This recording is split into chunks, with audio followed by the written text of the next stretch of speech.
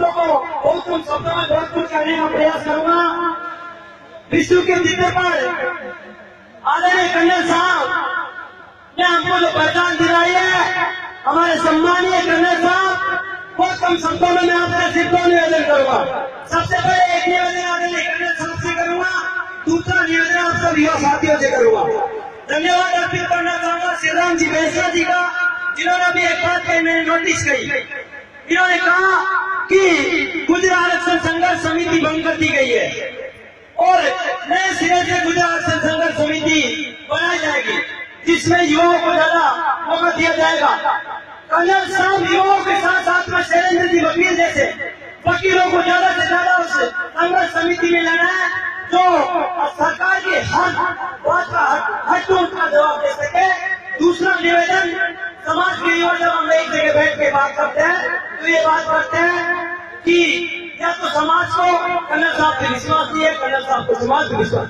मैं विश्वास देना चाहता हूँ।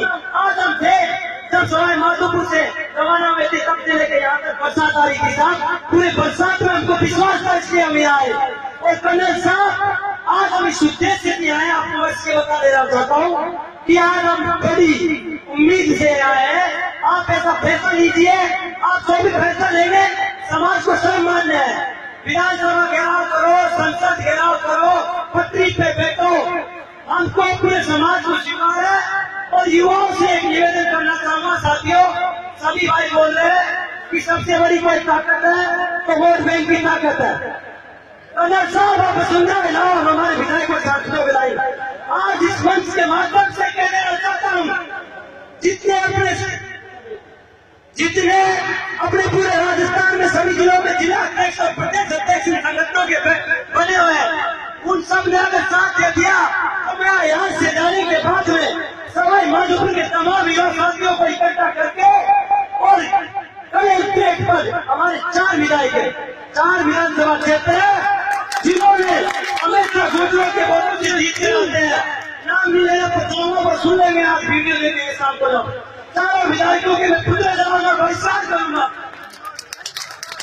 और सबको अपने अपने क्षेत्र में ये दिल मिला जाएंगे अगर इनका भी विरोध करेंगे तो। और युवा साथियों, कर्नल साहब आपको विश्वास दिला देना चाहता हूँ, ये युवा शक्ति सरकार गिरा सकती है, सरकार बना सकती है। आपको इन पर पूरे युवाओं को आप पर भरोसा है, आपने इन पर भरोसा कीजिए। आज एक ऐसा निर्णय लीजिए, ऐसा कठोर निर्णय महासभाओं से ही महापंचायतों से समाज उठ चुका है, इसलिए भीड़ कम होती है। तो कर्नल साहब आज भी अगर आप आगाज कर देना, भाइयों से एक चिंगारी उठाने की जरूरत है। याद करो बहत्तर वीर शहीद हुए, जरा याद करो वो कुर्बानी, गुजर पेटे में से खाली बंदा चला रही थी गोली, जब आन पड़ती है वोटों की तो फैला देती है गोली। कर्नल साहब आपको एक चिंगारी उठाने की जरूरत है, लाखों गुजर सड़कों पर आ जाएगा। अंत में मैं हमेशा अंत में मैं शाम जब भी बोलता हूँ दो लाइनें जरूर बोलता हूँ, रिपीट करता हूँ। वैसे रिपीट करना मेरे आदत है, लेकिन मैं 2 लाइनें मैं जरूर बोलूंगा। मेरी आप ध्यान से सुने।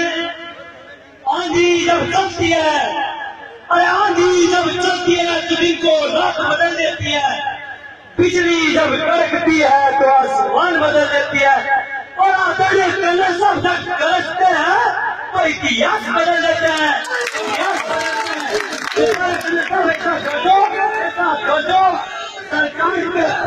सरकार सभी लोग साथी कहते हैं, साथियों एक मिनट, सभी लोग साथी कहते हैं अगर 50% के अंदर सरकार आरक्षण देती है तो वर्गीकरण करके देना पड़ेगा, अगर वर्गीकरण करती है तो बाकी कास्ट नाराज होती है।